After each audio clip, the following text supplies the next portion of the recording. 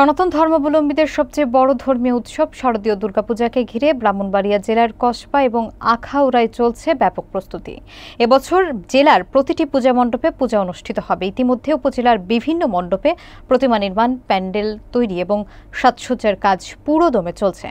মোহাম্মদ সবুজ খান জয়ের প্রতিবেদনে দেখুন বিস্তারিত। সনাতন ধর্মাবলম্বীদের সবচেয়ে বড় ধর্মীয় উৎসব শারদীয় দুর্গাপূজাকে ঘিরে ব্রাহ্মণবাড়িয়া জেলার কসবা ও আখাউড়ায় চলছে ব্যাপক প্রস্তুতি। এবছর জেলার প্রতিটি পূজা মণ্ডপে পূজা অনুষ্ঠিত হবে। ইতিমধ্যে উপজেলার বিভিন্ন মণ্ডপে প্রতিমা নির্মাণ, মহালয়ার মধ্য দিয়ে সাজসজ্জার কাজ পুরোদমে চলছে। শিল্পী ও কারিগররা ব্যস্ত সময় পার করছেন। প্রতিটি মণ্ডপে প্রতিমার সম্প্রদায়ের সবচেয়ে বড় চলছে আয়োজন শারদীয় দুর্গোৎসব। আমরা সুন্দরভাবে পূজা উদযাপন করতে পারি সবসময়। এবার আশা করি করবো। আমাদের পাশে সবসময় মেম্বারশিপ সবসময় আমাদের প্রতিদিন এসে খোঁজখবর নেয় এবং আইন শৃঙ্খলা বাহিনী সুন্দরভাবে আমাদেরকে সার্বিক সহযোগিতা করছে। ষষ্ঠীর মাধ্যমে মূল পূজা শুরু হবে।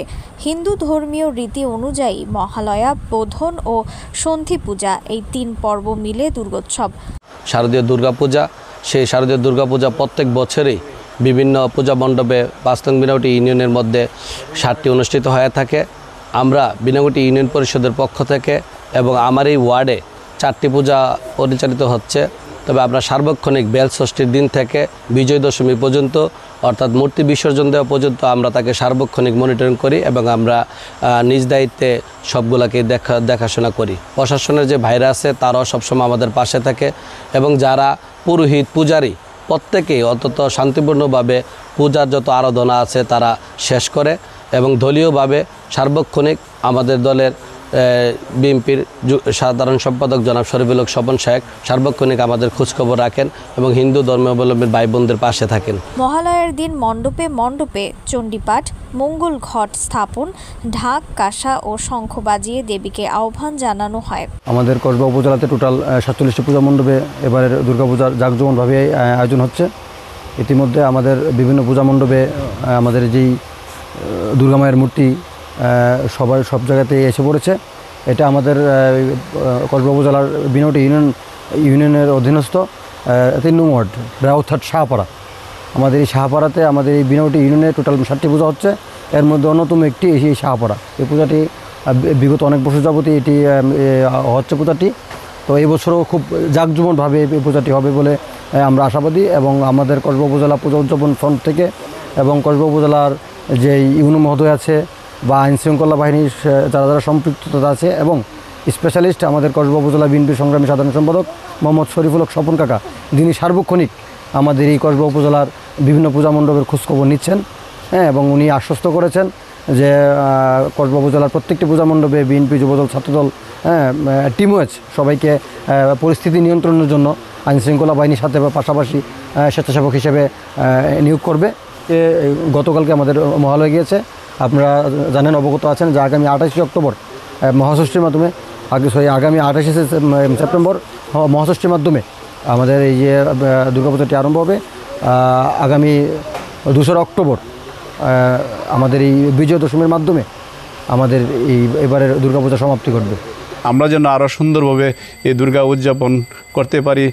আমরা এই বিগত বছরে খুব জাঁকজমকপূর্ণভাবে পূজা উদযাপন করেছি। এই বছরও আরও জাঁকজমকপূর্ণভাবে পূজা উদযাপন করতে পারি। প্রতিমা নির্মাণে ব্যস্ত শিল্পীরা খোঁজ নিয়ে জানা গেছে অনেক প্রতিমার রঙের কাজ শেষ পর্যায়ে, আবার কোনো প্রতিমা ইতিমধ্যেই মণ্ডপে পৌঁছে দেওয়া হয়েছে। শিল্পীরা জানাচ্ছেন প্রতিমার দাম আকার ও নকশা অনুযায়ী 25,000 টাকা থেকে 1.5 লাখ টাকা পর্যন্ত হয়ে থাকে। রাউথাট শাহপাড়া এলাকার প্রতিমা শিল্পীরা জানান প্রায় 4 মাস ধরে প্রতিমা তৈরির কাজ করছেন তারা। এখন শেষ মুহূর্তে রঙের কাজ চলছে।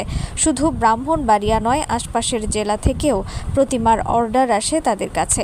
রাতের বেলা কাজ করতে তারা বেশি স্বাচ্ছন্দ্য বোধ করেন, তাই দিনের বেলায় বিশ্রাম নেন। কয়েকটি শিল্পালয় ঘুরে দেখা গেছে প্রতিটি কারখানায় 15 থেকে 40টি প্রতিমা তৈরি হচ্ছে। দেবী দুর্গার পাশাপাশি লক্ষ্মী, সরস্বতী, কার্তিক ও গণেশের প্রতিমাও সাজানো হচ্ছে। মাটির কাজ শেষ হয়ে রঙের কাজ প্রায় সমাপ্ত। এরপর সাজসজ্জার শেষে মহাষষ্ঠীর দিন প্রতিমা মণ্ডপে পৌঁছে দেওয়া হবে। বিনাউটি ইউনিয়নের সদস্য রাশেদুল ইসলাম রাসেল জানান, কসবা উপজেলা নির্বাহী কর্মকর্তার নির্দেশনা অনুযায়ী প্রতিমা শিল্পীদের কাজ নিয়মিত পর্যবেক্ষণ করা হচ্ছে। কসবা উপজেলা পূজা উদযাপন পরিষদের সদস্য সচিব শ্রী কনক কান্ত দাস বলেন, উপজেলার অধিকাংশ মণ্ডপে এখন রঙের কাজ ও সাজসজ্জা চলছে। আমরা প্রতিটি মণ্ডপের সার্বিক পরিবেশ ও নিরাপত্তা পরিস্থিতি পর্যবেক্ষণ করছি।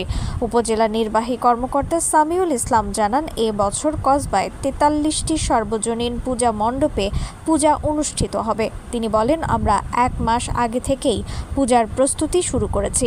এবারের পূজায় কোনো ধরনের বিঘ্ন ঘটার আশঙ্কা নেই।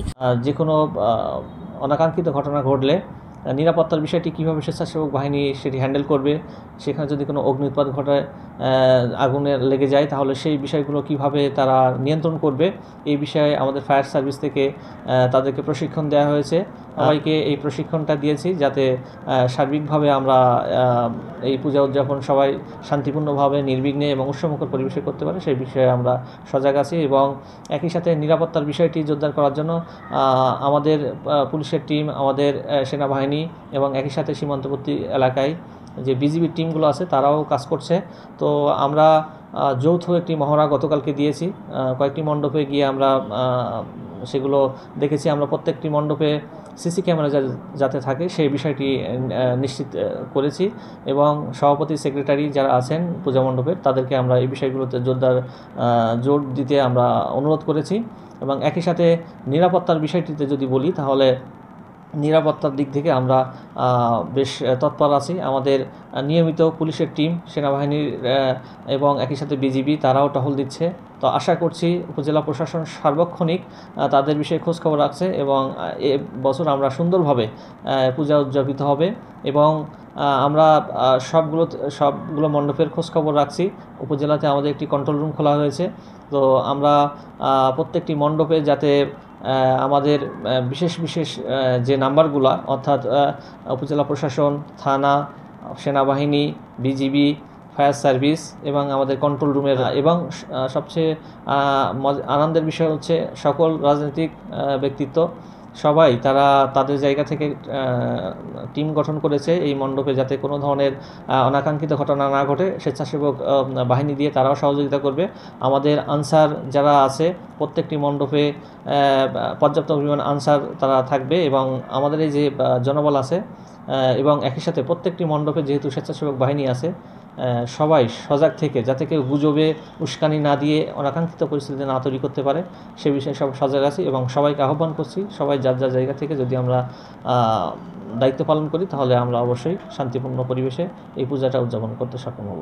কসবা থানার অফিসার ইনচার্জ জানান, নিরাপত্তা বিবেচনায় পূজা মণ্ডপগুলোকে 3 ভাগে অত্যন্ত গুরুত্বপূর্ণ এবং সাধারণ হিসেবে ভাগ করা হয়েছে।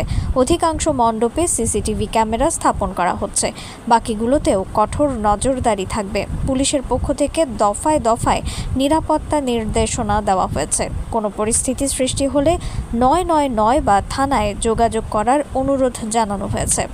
আমরা চেষ্টা করব যে আমাদের অতিরিক্ত ফোর্স এনে আমরা অন্তত ঝুঁকিপূর্ণ কেন্দ্রগুলোতে আমরা পুলিশ ফোর্স মোতায়েন করার জন্য চেষ্টা করব আমরা প্রতিটা মণ্ডপে দেওয়ার জন্য। আর একান্ত যদি আমরা না পারি আমরা কম যে সাধারণ মণ্ডপগুলোতে আমরা তো আমাদের বাংলাদেশ আনসার বাহিনী দিয়ে ইনশাআল্লাহ আমরা চালিয়ে দেবো, কিন্তু আমাদের মনে থেকে আমাদের পুলিশ আমাদের বিট অফিসারের মতো দেখভাল করতে হয়। এবং ইতিপূর্বেই আসলে কসবা থানায় কখনো কোনো সমস্যা হয় না। আশা করি ইনশাআল্লাহ এবছর কোনো সমস্যা হওয়ার এখনও কিছু দেখছি না। ইনশাআল্লাহ আমরা মনে করি যে সবাই আপনাদের সবাই এবং সবার সহযোগিতা সুন্দর একটা আমরা ভিডিও তুলে আনতে পারবো।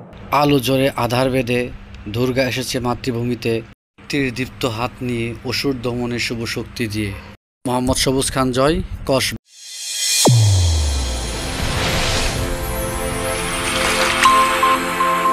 চ্যানেল A1 হৃদয়ের